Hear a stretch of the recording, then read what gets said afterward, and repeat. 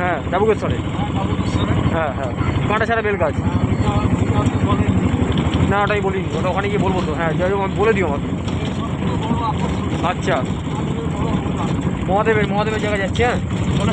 হ্যাঁ ডাবুকেশ্বর কাঁটাছাড়া বেল গাছ।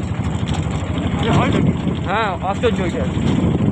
তো আমরা খড়গ্রাম ঘোষগ্রাম লক্ষ্মীবাড়ির কাছে মায়ের দর্শন করে যে মানতক্রিয়া ছিল, আমার বন্ধুর মানতক্রিয়া কমপ্লিট করলাম করে এবার আমরা যাচ্ছি ডাবুকেশ্বর শিববাড়ি।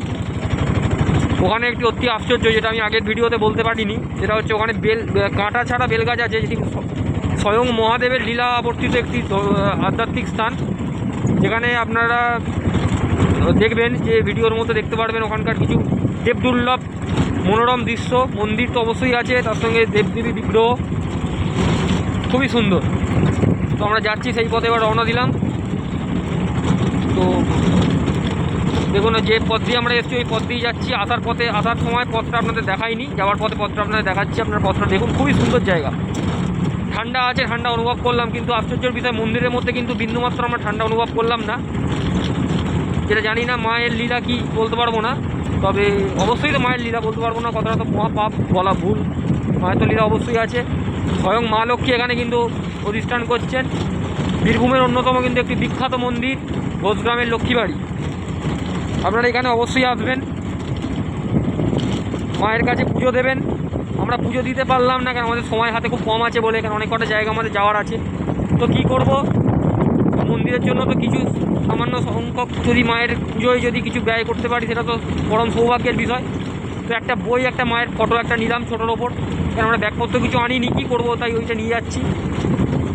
তাতে যদি মন্দিরের কিছু যদি একটু একটা মালাও যদি মাকে যদি পড়ানো হয় সেই অর্থে, সেটাই আমাদের কাছে অনেক পরম প্রাপ্তি। তো নিয়ে গেলাম।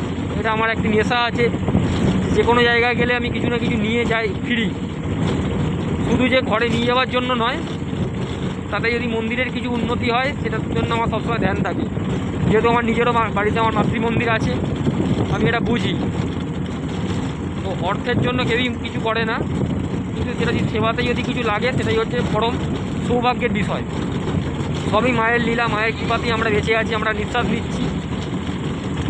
আমরা কেউ জানি না আমাদের কতক্ষণ আয়ু, আমরা কেউ বলতে পারবো না আজকে বেঁচে আছি, 10 মিনিট পর আমরা বেঁচে থাকবো কিনা আমরা নিজেরাও জানি না। কিন্তু ভগবান কিন্তু আগাম সব ঠিক করে রেখেছেন, আমাদের কতদিন আয়ু, আমরা এরপর কি কর্ম করব, এরপর কি উদ্দেশ্য আমাদের দাদা সাধিত হবে, এটা উনি ঠিক করে রেখেছেন। আজকে ধরুন এই যে মা লক্ষ্মীর কাছে আমরা গেলাম, মা লক্ষ্মীর গ্রামে আমরা যে এলাম, এটা কিন্তু মা চেয়েছেন বলে আমরা আসতে পেরেছি। আমরা কিন্তু অর্থের বলে, আমরা শারীরিক বলে আসতে পারিনি, সম্ভব নয়। হাজার হাজার কোটি কোটি টাকা থাকলেও কিন্তু মানুষ এইসব জায়গায় আসতে পারবেন, এটা আমার চ্যালেঞ্জ। তো আপনারা মিলিয়ে নেবেন। অনেক মানুষ, অনেক অর্থশালী মানুষ, তাদের জীবন কেটে গেছে, তারা কিন্তু কোনো ধর্মীয় স্থান যেতে পারেনি, তার কারণ মা তাদের জন্য সেই স্থান বরাদ্দ করেনি। এবং অনেক বাউল, ফকির, বৈরাগী, উদাসীন, গরিব, দুস্থ, দারিদ্র, রোগগ্রস্ত মানুষ আছে, তারা কিন্তু বিকলাঙ্গ মানুষ আছে, ওরাও কিন্তু আজকে পাহাড় টপকে চলে যায়, কিছু গানেতেই আছে। তো সেরকমই ভগবান না কৃপা করলে কিন্তু ভগবানের স্থানে যাওয়া যায় না, অসম্ভব ব্যাপার। এবং আধ্যাত্মিক পীঠস্থান, ধর্মীয় স্থান তো বলারই বাইরে। ভগবান যদি না কৃপা করে, সর্বশক্তিমান যদি কৃপা না করে, আপনারা কখনোই যেতে পারবেন না, আসতে পারবেন না। তার জন্য কী করতে হবে, সদা সর্বদা মন পবিত্র রাখতে হবে, মনকে নির্মল রাখতে হবে, নিজের কাছে সৎ হতে হবে। এটা কিন্তু সবথেকে লোককে দেখি আমি সৎ, কোনো প্রয়োজন নেই করবার, নিজের কাছে নিজে সৎ থাকুন। আমি কতটা কী করছি না করছি সেটার কাছে দিনের শেষে কিন্তু নিজের বিচার নিচে করতে শিখুন, যে আমি সারাদিনে কী ভুল করলাম। আমরা প্রত্যেকে ভুল করি, আমি বলবো না যে আমি ভুল করি না, আমি অন্যায় করি, অবশ্যই করি। কেন ভোগবাদী মানুষ, ওই ভোগবাদী সমাজে আমাদের বেঁচে থাকতে গেলে আমাদের কিন্তু নিত্যদিন আমাদের কিছু ভুলভাল কিছু হয়ে থাকে। তো সেটা চিন্তাভাবনা করবেন, দিনের শেষে যখন রাত্রি হবে, সব কাজ শেষ করবার পর চিন্তা করবেন যে সারাদিনের মধ্যে কী ভুল বলেছি, কী ভুল চিন্তা করেছি, কী ভুল পদক্ষেপ নিয়েছি, এটা ভাববেন। এটা যখন ভাববেন, দেখবেন তার পরের দিন থেকে সেই ভুলের দিকে আপনি এগোবেন না। এবং আপনাদের জীবনের কিন্তু একটা সুদিনের আগাম পথ প্রদর্শনা কিন্তু আপনি সেইখান থেকে পেয়ে যাবেন। কিচ্ছু করতে হবে না, কারুর কাছে যেতে হবে না, নিজেই নিজের সবথেকে বড় গুরুদেব, নিজেই নিজের সবথেকে বড় ভগবান, এটা মাথায় রাখবেন। আমাদের আত্মাতেই ভগবানের বাস। মন্দির মসজিদ গির্জায় ভগবান থাকে না, থাকে কোথায়? আমাদের হৃদয়। হৃদয়কে নির্মল করুন, হৃদয়কে পরিষ্কার করুন, মানুষের ভালো করার চেষ্টা করুন যতটা পারবেন।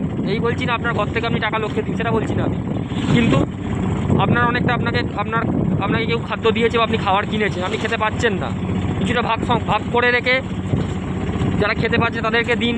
মানুষ না থাকলে পশু পাখি তাদেরকে খাবার দিন, এতে আপনি আশীর্বাদ পাবেন। ভগবানের কাছে হাত জোড় করে পড়ে থাকলে আপনি আশীর্বাদ জীবনে পাবেন। আপনি পশু পাখির সেবা করুন, মানুষের সেবা করুন। মানুষের মধ্যেই কিন্তু ভগবান বিরাজমান, এটা মাথায় রাখবেন। কেন মানুষকে অবহেলা করে মাকে কোনোদিন পাওয়া যায় না। তাই মানুষের প্রথম কথার মধ্যেই দেখুন লেখা আছে ময়াকার, তার মানে কি মানুষ, মা, ময়াকার মা। আপনি মানুষের সঙ্গে খারাপ ব্যবহার করবেন, মানুষকে অসম্মান করবেন, বড়দের গুরুজনদেরকে সম্মান দেবেন না, আপনি ভগবানের কাছে যাবেন, ভগবান আপনার কোনো পুজো নেবে না, কোনো দর্শন নেবেন, আপনি বেকার যাচ্ছেন। আমি আপনাদের বলে রাখলাম, আমরা বেকারত্ব করছে, কোনো প্রয়োজন নেই, লাভ নেই। গুরুজনদের সম্মান করুন, এর ফল কিন্তু বিরাট, এর ফল কিন্তু মারাত্মক। সে গুরুজন যতই দারিদ্র হোক, অবহেলিত হোক, মানে সমাজের নিকৃষ্ট হোক, কিন্তু আপনি কিন্তু সম্মান শ্রদ্ধা তাকে যথেষ্ট পরিমাণে করবেন, যতটা আপনার দিক থেকে করণীয়, এবং মানুষের সেবা করার মানসিকতা তৈরি করুন। এটা রাখতে হবে, আপনাদেরকে প্রত্যেককে রাখতে হবে। যারা আমার ভিউয়ার্স, যারা এই চ্যানেলের সঙ্গে জুড়ে আছেন, যারা আমার সাবস্ক্রাইবার, যারা আমার দর্শক শ্রোতা বন্ধু, গুরুজন যারা আছেন, তাদেরকে আমার উপদেশ দেওয়ার কিছু নেই। আমার এটা বলতে পারেন, আমি আপনাদেরকে জানাচ্ছি, যদি করণীয় যদি করতে পারেন ভালো, আর যারা আমার থেকে ছোটো আছেন বা আমার সমবয়সী আছেন তাদেরকে আমি উপদেশ দিচ্ছি। আমার বন্ধুবান্ধব যারা আছে তাদেরকে আমি উপদেশ দিচ্ছি, আপনারা এই পথে চলুন না, তোমরা এই পথে চলো। আমি এই পথে চলে আসছি দীর্ঘদিন ধরে, যতটা পারবেন আপনার ক্ষমতার বাইরে আপনাদেরকে বলছি। ইন্ডিয়াতে যদি একটা, আপনারা তো নেশাভান, ধরুন আমরা প্রত্যেকেই কিছু না কিছু কম বেশি করি, করতে আমি বারণ করছি না, করুন, এটা আপনাদের নিজস্ব ব্যক্তিগত ব্যাপার। সেখান থেকে কিছু সংখ্যক পরিমাণ যদি টাকা বাঁচিয়ে যদি একটা খেতে পাচ্ছে না, বা কোনো ছেলে মেয়ে বা যে কোনো ডাক্তার দেখাতে পারছে না, সেরকম যদি কাউকে পান, তাকে কিছু সাহায্য করুন, দেখবেন এতে আপনাদের বিশাল পুণ্যফল আপনারা নিজেরাই অর্জন করবেন, বুঝতে পারবেন। জীবন পথে চলতে চলতে আপনারা কী ভালো পাচ্ছেন, কী খারাপ পাচ্ছেন, সেটা আপনারা নিজেরাই বুঝতে পারবেন। আমায় আলাদা করে আপনাদের জানাতে হবে না আপনারা কী ফল পাবেন, সেটা আপনারা মেনটেন করবেন, অবশ্যই মেনটেন করবেন। এটা করতে বিশাল কিছু খরচার ব্যাপার নেই, এটা করতে গেলে সুন্দর একটি মনের দরকার। মানুষের সঙ্গে ভালো ব্যবহার রাখবেন, মানুষের সঙ্গে ভালোভাবে মিশবেন, প্রত্যেকের সঙ্গে হাসি খুশিভাবে মিশবেন, নিজেকে কখনো বড় মনে করবেন না, আর ডাউন টু আর্থ হয়ে চলবেন, মাটিতে পা রেখে চলবেন। আমরা কেউ বড় নই, আমরা কেউ বড় লোক নই, বা আমরা কেউ বড় মানুষ নই। পৃথিবীতে ভগবান আমাদের পাঠিয়েছে কিছু দিনের জন্য, কিছু রোল প্লে আমরা এই স্টেজে, মঞ্চে, আমরা থিয়েটারে অভিনয় করব, আমরা সিনেমা আর্টিস্ট। ওপরওয়ালা যিনি মহাকাল বসে আছেন, তখন একটা ইশারা করবেন, আমাদের চলে যেতে হবে। কালাকালের কর্তা এলে সেই ডাক যখন আসবে, আমরা কেউ এড়াতে পারবো না, সে কোটিপতি হই বা বিক্রি হই। তো নিজেকে সবসময় মনে করবেন ভগবানের দাস, সেইভাবে নিজেকে সেইভাবে জীবনে চলার চেষ্টা করুন, জীবন পথে চলার চেষ্টা করুন। আমি বিরাট জানি, আমি হয়তো অনেক মানুষ আছে অনেক জ্ঞানী, অনেক কিছুতে তার দক্ষতা আছে, যোগ্যতা আছে, কিন্তু কখনো এটা নিজের মধ্যে গর্ব প্রকাশ করবেন না। এটা কিচ্ছু না, আমরা ভগবানের অনুগ্রহে আমরা অনেক কিছু জেনেছি, আমরা অনেক কিছু জ্ঞান পেয়েছি, তাহলে আমাদের কোনো কৃতিত্ব নেই। ভগবান চেয়েছে, আমরা তো এই পথে আজকে হতে পেরেছি। আমি এত জানি, আমার এত অর্থ আছে, আমার এত আছে, এইসব মনে ভাবাটাও কিন্তু মহাপাপ, আমি মনে করি। সবসময় মনে করবেন ঈশ্বর আমাদেরকে পাঠিয়েছে, ঈশ্বরের রূপরেখায় বা ঈশ্বরের নির্দেশে আমরা চলছি। যেমন ট্রাফিক পথ যেরকম, মানে পুলিশ, আমাদের প্রশাসন যেরকম নির্দেশ করে, যানবাহন কিন্তু সেই পথে চলে। যানবাহনের কিন্তু কোনো ক্ষমতা নেই অন্য পথ দিয়ে গাড়ি যাবে। ঠিক একই রকম ঈশ্বর যেরকম আমাদের নির্দেশিত পথে আমাদের চলার জন্য পাঠিয়েছেন, আমরা সেইভাবে যাবো। কেউ চোর, কেউ চিরিংবাজ, কেউ ডাকাত, কেউ সাধু সন্ন্যাসী, সবই কিন্তু ঈশ্বরের কৃপায় চলছে। তাকে তার সেই কাজের জন্য তাকে পৃথিবীতে পাঠানো হয়েছে, প্রত্যেককেই। যারা ধর্মভাবে থাকে তাদের ধর্ম কাজের জন্য পৃথিবীতে পাঠানো হয়েছে, যারা ডাক্তার তাদের ডাক্তারি মানুষের সেবার জন্য পাঠানো হয়েছে, যারা পুলিশ প্রশাসন তাদের অ্যাডমিনিস্ট্রেটিভ ব্যাপার, প্রশাসনিক ব্যাপার, মানুষকে নিরাপত্তা দেওয়ার ব্যাপার, তাদের জন্য তাকে পাঠানো হয়েছে। প্রত্যেকের রোল প্লে, যার যে কাজ তাকে সেই কাজটা কিন্তু সঠিকভাবে করতে হবে। দিনের সাথে কিন্তু এটাই আমাদের জবাব দিই, তোমাকে যে কাজের জন্য পাঠিয়েছে তুমি সেই কাজে কতটা সৎ, তুমি কতটা দায়িত্বর সঙ্গে সেই কাজটা পালন করেছো, এটাই কিন্তু তোমার ভগবানের কাছে জবাব দিই। এখন হয়তো আমাদের বুঝতে পারবে না, আমরা যেহেতু হিন্দু ধর্মের মানুষ, আমরা পূর্ণজন্মবাদী, আমরা পূর্ণজন্ম বিশ্বাসী। আমরা আগের জন্মের সুকর্মের জন্যেই কিন্তু মানব দেহ আমরা ধারণ করে পৃথিবীতে এসেছি। এমন কিছু করবেন না যাতে আমাদের এই 84 লক্ষ জনি ভ্রমণ করে কীট পতঙ্গ থেকে শুরু করে বিষ্ঠার পোকা হয়ে আমাদের যেন পৃথিবীতে না আসতে হয়। সবসময় এমন কাজ করুন যাতে আমরা আবার মানুষ রূপে পৃথিবীতে ভগবানের সেবার জন্য আমরা আসতে পারি। ভগবানকে ডাকতে গেলে আপনাদের বলছি না ঘন্টার পর ঘন্টা মন্দিরে বসে থাকুন, জপ ধ্যান করুন, মালা জপ করুন, কিছু প্রয়োজন নেই। 10টা মিনিট করে ভগবানের জন্য দিন, 10টা মিনিট, সকালে 10টা মিনিট, সন্ধ্যেবেলা 10টা মিনিট। ঈশ্বরকে ডাকুন, ঈশ্বরের কাছে জানান মনের কামনা বাসনা কী আছে, কী চান, সেগুলো ঈশ্বরকে ভালোভাবে খুলে বলুন। অবশ্যই সৎভাবে বলবেন, কোনো খারাপ চাহিদা, কোনো খারাপ মনোবাঞ্ছা নিয়ে কিছু বলবেন না। ভগবান কিন্তু সেগুলো শোনেন তো নাই, উল্টে বিপদের মধ্যে কিন্তু মানুষকে ফেলে দেয়। আমি দেখেছি এটা। অন্যের খারাপ, অন্যের কুচিন্তা, অন্যের বিপদ হোক, এইসব চিন্তা করলে কিন্তু নিজের বিপদ কিন্তু অনিবার্য। কেউ আটকাতে পারবে না, কেউ ঠেকাতে পারবে না। আমার কাছে বহু লোক আছে যে দাদা এই লোকটাকে ক্ষতি করে দিন, খারাপ করে দিন। আমি কিন্তু কোনো দিন কারুর এইসব কাজকর্ম করি না, কোনো দিন করি না। অনেক টাকার অফার আমার কাছে আসে, আমার কাছের লোকেরা জানে, যারা এই ভিডিওটা দেখছে তারা বুঝতে পারছে আমি তাদেরকে বলছি। অনেক লোক জানে যে কী পরিস্থিতির মধ্যে আমাকে পড়তে হয়। অনেক টাকার অফার আমার কাছে আসে যে খারাপ করে দেওয়ার। এই বিদ্যা আমরা কোনো দিনই কারোর উপর প্রয়োগ করতে পারি না। এই বিদ্যা অবশ্যই আমাদের শেখা আছে, কিন্তু আমরা কোনো দিনই এই বিদ্যা কারোর উপর প্রয়োগ করি না। তার কারণ অন্যের ক্ষতি করলে নিজের ক্ষতি অনিবার্য। এটা সবাইকে মেনে চলতে হবে। মানুষের ভালো করুন, ভালো করতে না পারলে করবেন না। তো আমরা এবার যাই, আগামী যে আমাদের গন্তব্যের দিকে আছে, গন্তব্যের দিকে যাচ্ছি। ওখানে গিয়ে আপনাদেরকে ভিডিও দেখাবো কীরকম কী ওখানকার পরিবেশ, ওখানকার পরিস্থিতি, ওখানকার আধ্যাত্মিক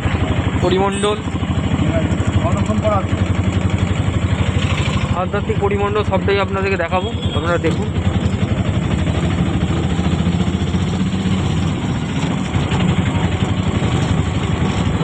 আমরা যাচ্ছি এখন আমাদের গন্তব্যের দিকে। চাবিটা আছে তো? চাবি চশমাটা কিছুক্ষণ পরে বার করবে, শুরু আরেকটু বেরোক জমানো।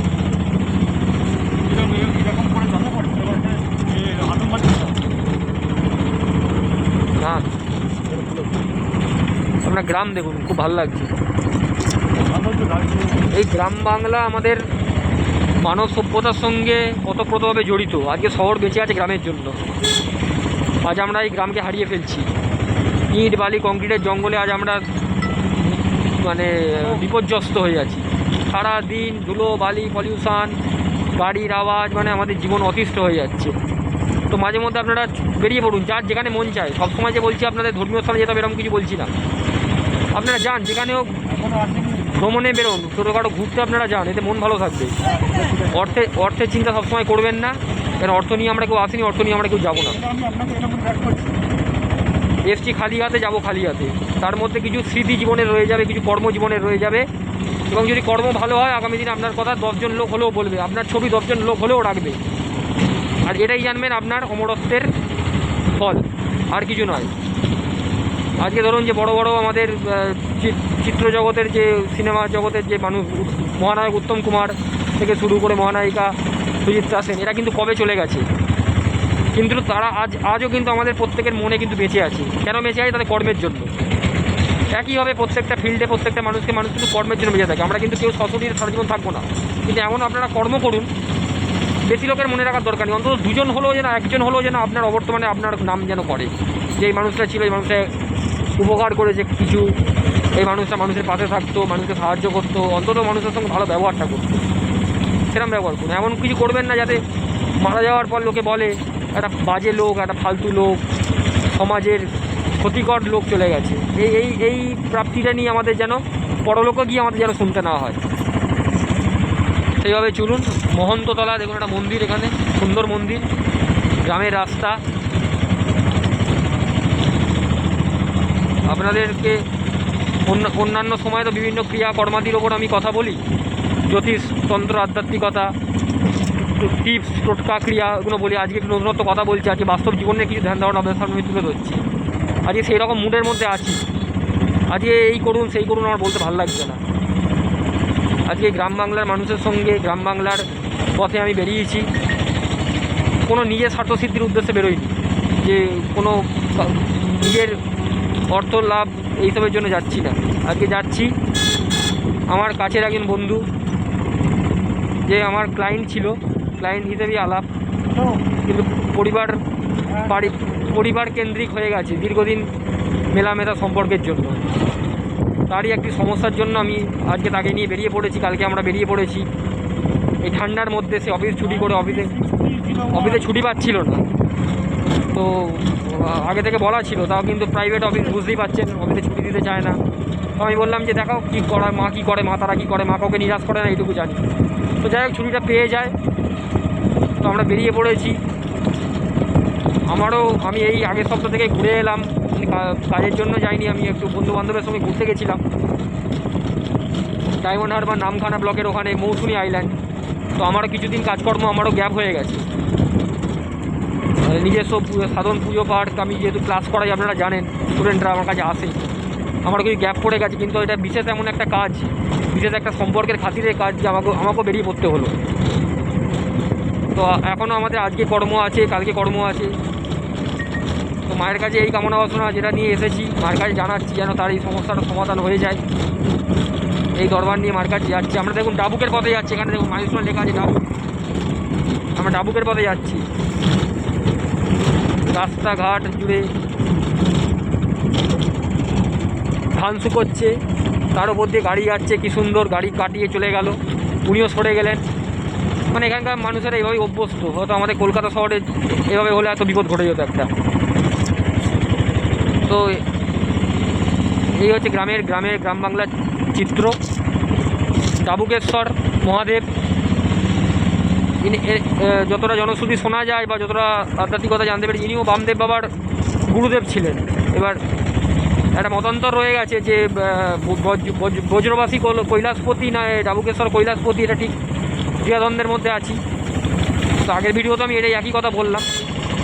যেহেতু শাস্ত্র পড়ে যতটুকু জানতে পেরেছি, তা জানি না। তো যাই হোক, ইনিও যেহেতু কৈলাসপতি বাবারই মন্দির, তো আমরা কৈলাসপতি বাবার মন্দিরেই যাচ্ছি। এখানে একটি আশ্চর্য বেলগাছ আছে, যে বেলগাছে কাঁটা নেই, সেই বেলপাতা আমরা নিয়ে আসবো। এবং আমার সঙ্গে যে বন্ধু আছে, ইনি হচ্ছে শিবের পরম ভক্ত। তিনি মহাদেবের জন্য মানে জীবন অনেক কিছু করতে পারে, এতটাই উনি বাবার ভক্ত। তো ওর আরও বেশি ভালো লাগবে মন্দিরটা, আশা করছি আমি। তো আমরা যাচ্ছি, একটা ট্র্যাক্টর পাস করছে বলে আমাদের অটোটা একটা গলির মধ্যে ঢুকলো। মাটির বাড়ি, মাটির দেওয়াল, দেখুন কী সুন্দর চারদিকে পরিবেশ। আমি হাতে ফোনটা ধরে আছি, আমার হাত ঠান্ডা হয়ে গেছে, এতটাই ঠান্ডা আছে এখন। আমরা যাই, যতটা পথ যাওয়া যায় আমাদের দেখি। এই অটোটা আমাদের কাটিয়ে নিল, অটোটা পার হচ্ছে। দেখুন রাস্তায় কিরকম খড় পিছানো আছে। অটো চলছে আমাদের, অটো যাচ্ছে। অটো চালাচ্ছেন খবরদা, আমাদের অটো চালাচ্ছেন। ভালো, এটা খুব ভালো পরিবেশ, দূষণহীন বায়ু আপনারা পাবেন এখানে। যেটা কলকাতা শহর কেন্দ্রিক জায়গা বা যেখানে যারা থাকেন, তারা কিন্তু এই পবিত্র ফ্রেশ এয়ারটা আপনারা পাবেন না। আপনারা পরিবার সমেত, বন্ধুবান্ধব চলে আসতে পারেন যখন কাজের অবসর পাবেন, বা অবসর না পেলে অবসর করে নেবেন। সবসময় অবসর যে পাবেন এরকম কোনো কথা নেই, অবসর জীবনকে করে নিতে হয়। মাঝে মধ্যে ঘুরতে যাবেন, মন ভালো থাকে। এক জায়গায় স্থির এক কাজ করলে কাজের গতি কমে যায়, এটা বিজ্ঞান বলছে আমাদের, এটা কোনো আধ্যাত্মিকতার আমি কথা বলছি না। এক কাজ কন্টিনিউ কাজের মধ্যে যদি আপনারা জড়িত থাকেন, আপনাদের কিন্তু এনার্জি লেভেলটা ডাউন হয়ে যায়। একটু যখন আপনারা হাওয়া বাতাস পরিবর্তন করবেন, তারপরে যখন কাজ করতে যাবেন, দেখবেন আপনারা সেই কাজের গতি কতটা অংশে বেড়ে গেছে। এটা আমি আমার নিজের জীবনে আমি বহুবার দেখেছি। কেন এখন আগে আমি আগাগোড়াই ঘুরতে ভালোবাসি, এখনও ঘুরতে ভালোবাসি, কিন্তু এখন আর ঘোরা হয় না, কেন কাজের চাপের জন্য। আর এখন যা ভ্রমণ হয় এই কাজের জন্যই আমাকে এদিক ওদিক, রাজ্যের বাইরে, জেলার বাইরে তো যেতেই হয়, রাজ্যের বাইরেও প্রচুর যেতে হয়, তো চলে যাই। ওইভাবেই ঘোরা হয়, কাজও হচ্ছে, ঘোরাও হচ্ছে। আগে প্রচুর ঘুরতে যেতাম, এখন আর পারি না ঘুরতে যেতে। তো এইভাবেই চলছে জীবনটা, এইভাবেই চলবে। আপনার পাশে থাকুন সবাই। আবারও বলছি, হিন্দু ধর্মের জয়গান করুন। হিন্দু ধর্মের প্রচার কিন্তু প্রত্যেকের উদ্দেশ্য। আমরা যখন হিন্দু ধর্মে জন্মগ্রহণ করেছি, আমাদের কিন্তু হিন্দু ধর্মের প্রতি একটা মানে কী বলবো, এটা মানে আমাদের দায়িত্ব থেকে যাচ্ছে। দায়িত্বটা কী দায়িত্ব? হিন্দু ধর্মের যাতে কোনো জায়গা কোনো রকম ঘাটতি না হয়, হিন্দু ধর্মের অসম্মান যেন না হয়, হিন্দু ধর্মের যেন অবমাননা যেন কোনো দিন যেন না হয়। যেখানে অবমাননা দেখবেন সেখানে প্রতিবাদ করবেন। হিন্দু ধর্মের যেখানে অবমাননা দেখবেন সেখানে কী করবেন? প্রতিবাদ করবেন, যতটা ক্ষমতা প্রতিবাদ করবেন। একটা জিনিস জেনে রাখবেন, ধর্মের জন্য যদি আপনি লড়েন, ধর্ম আপনাকে বাঁচাবে। এটা স্বয়ং কৃষ্ণ বলে গেছে, আমার কথা নয়। আমি কোনো বাণী উপদেশ দেওয়ার মানুষ নই, আমি অতটা জ্ঞানী মানুষ নই। কৃষ্ণ কী বলে গেছেন, ধর্মের জন্য আপনি যদি লড়েন, ধর্ম আপনার জন্য লড়বে। আর আপনি যদি অধর্মের পথে যান, ধর্মই কিন্তু আপনাকে শেষ করবে। যেটা মহাভারতের, যারা মহাভারত অধ্যয়ন করেছেন বা মহাভারত দেখেছেন, কীভাবে কী হয়েছে না হয়েছে সেটা নতুন করে বলার কিছু নয়, আপনারা দেখেছেন। ধর্মের পথে থাকুন, প্রত্যেককে বলছি ধর্মের পথে থাকুন। ধর্মের পথে আমাদের প্রত্যেকে থাকতে হবে। দিনের শেষে এটাই কিন্তু আমাদের জবাব দিই, আমরা কী করলাম, কতটা কী করলাম না করলাম, তো কতটা আধ্যাত্মিক পথে আমরা আধ্যাত্মিক মনস্ক হয়ে চলতে পারলাম, এটা থাকতে হবে। আজকে ঠাকুর রামকৃষ্ণ পরমহংসদেব দক্ষিণেশ্বর, জয়রামবাটি, কামারপুকুর, মা সারদা দেবী। আজকে আমাদের বিবেকানন্দ বিলে থেকে, নরেন থেকে যে বিবেকানন্দ রামকৃষ্ণের ছত্রছায় উনি বিবেকানন্দ আখ্যায়িত হলেন, সেই মানুষটি কিন্তু নাস্তিক ছিলেন, ধর্ম মানতেন না। ইংলিশ মিডিয়াম স্কুলে একটা পড়া ছেলে, পাড়ার রকে আড্ডা মারা একটা ছেলে। সেই মানুষটা আজকে কী হয়ে গেল, আমাদের হিন্দু ধর্মের সবথেকে প্রধান হিন্দু ধর্মের প্রচারক হয়ে গেলেন, হিন্দু ধর্মের গুরু হয়ে গেলেন। কী করে হলেন? আজকে যদি ঠাকুর রামকৃষ্ণের আশীর্বাদ তার ওপর না থাকতো, তিনি কখনো এত বড় জায়গা পৌঁছাতে পারতেন না। এবং ঠাকুর রামকৃষ্ণ তাকেই আশীর্বাদ করেছিলেন যার মধ্যে সেই মার্গ আছে, এটাও বলতে হবে এক দিক দিয়ে। আজকে ঠাকুর রামকৃষ্ণ পরমহংসদেব গিরিশ ঘোষের মারণ রোগ, ক্যান্সার নিজের মধ্যে ধারণ করে রেখেছিলেন, যাতে তার ভক্ত, তার শিষ্য, তার সন্তান যেন বেঁচে থাকে। তাহলে ঠাকুর কি পারতেন না নিজের রোগটাকে ত্যাগ করতে? ঠাকুর তো স্বয়ং রাম এবং কৃষ্ণের অবতার। একই ব্যাপার আমাদের গুরু বামদেব বাবা, কত লোককে, কত নিঃসন্তান দম্পতিকে কোল আলো করে বাচ্চা এনে দিয়েছেন, নিজের ভাইজিকে বাচ্চা এনে দিয়েছেন। পুত্র সন্তান হচ্ছিল না, কন্যা সন্তান হচ্ছিল বলে সাংসারিক ক্লেশ, সাংসারিক গঞ্জনা, যেটা আমাদের এখনও গ্রাম বাংলা বা কলকাতা শহরে শুনতে হয় পুত্র সন্তান না হলে। তো ভাইজিকে কী বললো, তুই হাতটা ফেল, তোর হাতে আমি একটা জিনিস দেবো, খেয়ে নিবি। কী ফেললো? কপ ফেললো, কপ। এখনকার কোনো মানুষ পারবে? মানুষের মধ্যে ঘেন্না এসে যাবে, মানুষের মধ্যে অবিশ্বাস এসে যাবে যে ভণ্ডামি বুঝলো কী হচ্ছে। অবশ্যই সেই ধরনের লোকেদের জন্যই আজকে মানুষের ধারণাটা এসে গেছে। উনি ওটা দিলেন, সেই ভাইজি সেটা খেয়ে নিল। খেয়ে নেওয়ার পরই কি প্রাকৃতিক নিয়মেই তার সন্তান এলো। আমি বলবো না যে প্রাকৃতিক নিয়মের বাইরে সন্তান এলো, কখনো নয়, কিন্তু তার পুত্র সন্তানই হলো। এটা কার আশীর্বাদে হলো? কন্যা সন্তান তো হতে পারত, কিন্তু হয়নি। তার পুত্র সন্তানই হলো, সেটা হলো ঠাকুর বামদেব বাবার আশীর্বাদে হলো। কলকাতা শহরের প্রতিষ্ঠিত এক ব্যবসায়ী এবং তার স্ত্রী তার কন্যা সন্তানকে বামদেব বাবার আশ্রমে গেছেন আশীর্বাদ নেওয়ার জন্য, মাকে দর্শন প্রণাম করে। তো গিয়ে বলছেন, বাবা আমার মেয়েকে একটু আশীর্বাদ করুন। বামদেব বাবা তো ছিল খেয়ালি মানুষ, তার কাছে নারী পুরুষ কোনো প্রভেদ নেই, প্রত্যেকেই তার কাছে মা তারা সমান। তিনি কি বললেন, স্বামী পুত্রে সুখী হও। তো এটা দেখার পর মেয়েটা তো আড়ালে আড়ালে গিয়ে কান্নাকাটি করছে। তো বামদেব বাবা বলে, কী হলো, মেয়ে কাঁদছে কেন? তখন সেই মেয়ের বাবা বললো, বাবা আপনি কাকে কি আশীর্বাদ করলেন? ও তো বাল্য বিধবা। বলো, আমি যখন করে দিয়েছি ও ঠিক আছে, ওটাই হবে। তখনই সেই মুহূর্তে কলকাতা থেকে বাবারই এক ভক্ত এলেন বাবার কাছে, তিনি অবিবাহিত। এসেই উনি ওই মেয়েটাকে ওনার কিন্তু পছন্দ হয়ে গেল। ওখানেই কিন্তু বাগদান হয়ে গেল, বিবাহের জায়গা কিন্তু পাকা হয়ে গেল। এটা কি, এটা বাবার লীলা নয়? যেদিন বাবার মুখ দিয়ে বললো, বিধবা মেয়েকে বললো পুত্র স্বামী সুখে তুমি সুখী হবে, সেই দিনই তার বিয়ের কথা পাকা হয়ে গেল। তাহলে এটা কার লীলা? এটা বামদেব বাবার লীলা। এবং সেই কন্যার পুত্র সন্তানই হয়, এবং সেই পুত্র সন্তানের নামকরণ বাবা নিজে করেন, এবং বাবা নামকরণ তার করেন একটি অবিশ্বাস্য নাম। তার নাম দিয়েছিল কুকুরনাথ মুখোপাধ্যায়। কুকুরনাথ, হ্যাঁ আপনারা ঠিকই শুনছেন, কুকুরনাথ মুখোপাধ্যায়। এই নামে কিন্তু তিনি জগৎ বিখ্যাত হয়েছেন। আমরা ভাবছি কুকুরনাথ বাবা নাম দিল, হ্যাঁ কুকুরনাথ বাবা নাম দিয়েছিল। বাবা কুকুরকে কী বলতেন? ভৈরব বলতেন। যারা আমরা সাধককুলের মানুষ, আমরা কুকুরকে কুকুর বলি না, আমরা ভৈরব বলি। তো বাবা ওই নাম দিয়েছিলেন তার। তো সেই মানুষ কিন্তু জগৎ বিখ্যাত। এইরকম হলো বামদেব বাবার কাহিনী। বামদেব বাবার কথা কী বলবো, যত বলবো তত না বলাই থেকে যায়। আমার জীবন কেটে যাবে, আমার এক জন্মে হবে না বলা। তো আপনারা যেগুলো জানেন না, যেগুলো কোনো জায়গা পাবেন না, আমি আপনাদের সেই রকম তথ্য বিষয় জানাবো, যেগুলো আমি অনেক সাধু সন্ন্যাসী সঙ্গ করে। আমার দাদু ছিলেন তারাপীঠের বামদেব বাবার যে শিষ্য মণিমোহন গোস্বামী, বসিরহাটের তারাখাবা বাবা, ওনার শিষ্য। তো সেখান থেকে অনেক না জানা কথা, যেগুলো অব্যক্ত, কোনো গ্রন্থে যেগুলো লিপিবদ্ধ নেই, আমি অনেক কিছু জানতে পেরেছিলাম, সেগুলি আপনাদেরকে তুলে ধরছি। তাহলে আমি কী করে জানবো? আমার কতই বা বয়স, আমার জানাটা সম্ভব না। তো যাই হোক, আমরা মনে হয় চলে এলাম ডাবুকেশ্বর শিববাড়ি। একটা মন্দির দেখতে পাচ্ছি, এই মন্দিরটাই কি ডাবুকেশ্বর শিব? হ্যাঁ, এই মন্দিরটাই ডাবুকেশ্বর শিববাড়ি। তো আমরা যাই মন্দিরে। ঘড়ির কাঁটা 11টা বাজতে যাচ্ছে। দেখতে দেখতে কতক্ষণ সময় চলে গেল নিজেই বুঝতে পারলাম না। ফোনের চার্জও কমছে। তো পাওয়ার ব্যাঙ্ক আছে তোমার কাছে? পাওয়ার ব্যাঙ্ক নেই, পাওয়ার ব্যাঙ্কটা আমাদের হোটেলে রাখা আছে। যাই হোক, ফোন ডাউন হয়ে গেলে কিছু করার নেই। না, একবারে